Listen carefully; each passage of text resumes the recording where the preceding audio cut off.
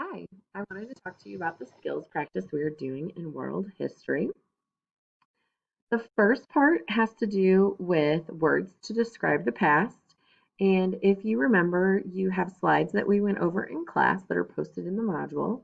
So we discussed these words in class today, and you can access that slideshow again if you need to for some help.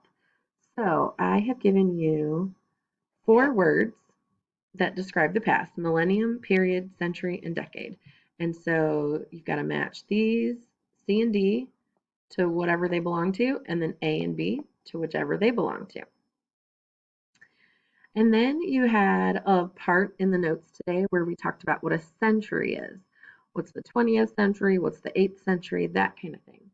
So just a reminder, the easiest way to decide what century a year was in, you take those first 2 numbers. So in this example, the number 14, add a 1, that makes it the 15th century.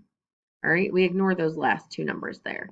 So then I have another example here for you. If 1979, the year I was born, we only focus on the 19, we add a 1, so I was born in the 20th century.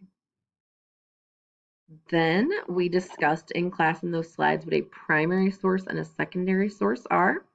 I've got a reminder here. This is also what was in the slides. So I have given you 6 examples. You need to, in this square, put a P if you think that is a primary source in the example, or an S if you think this example is a secondary source.